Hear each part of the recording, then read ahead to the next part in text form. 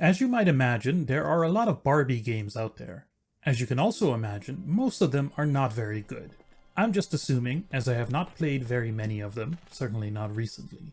But I have played Barbie Horse Adventures Wild Horse Rescue for the PlayStation 2, released in 2003, and let me tell you, it's pretty good. Now, there are many reasons why a game could be bad. It's rarely, if ever, due to laziness, as capital G gamers are so fond of claiming. No, more often it's budget, it's time, it's scope and ambition. It's the grim realities of the art form as it exists within capitalism. Nobody, outside of the occasional indie developer, sets out to make a really bad game. It just happens because there was no room for the good game to flourish. This is exactly why it's so easy to not expect any game based on a doll marketed to girls to be given that room. But Barbie Horse Adventures Wild Horse Rescue bucks the trend, if you'll excuse my phrasing. The game's premise is simple enough. Barbie and friends have come to Silver Valley Stables to, chill with some horsies. I get it, sounds like a great time. Unfortunately, a storm has deposited all but one horse across the valley. I don't really understand the logistics of it, but it's up to Barbie and pals to go out into the wilderness and rescue the horses, dressing up themselves and their horses as they do this, because of course, the presentation is nice.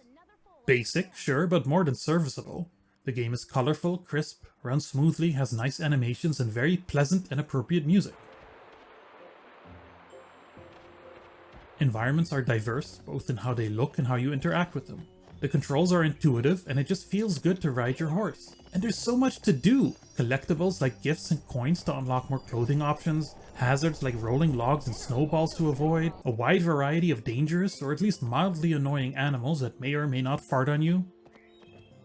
You have a friendship meter with your horse, which essentially functions like a health bar, but without the nasty connotations. Give her a nice pat or feed her carrots to make it go up. Barbie herself can take a hit no problem though. Ooh.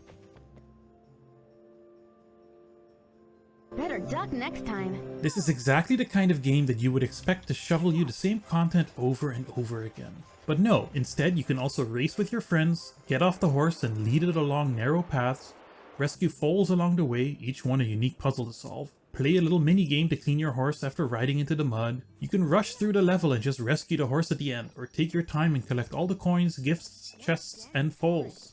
All throughout, the game exudes gentleness and kindness and wholesomeness and loveliness, with Barbie calmly telling the lost foals that they'll be okay, encouraging you with whatever fashion choices you make for her, and generally being a positive and supporting experience. I don't know about you, but with being stressed the F out literally all of the time, and surrounded by media which is always telling me I'm in danger and yelling at me, it's a welcome change of pace.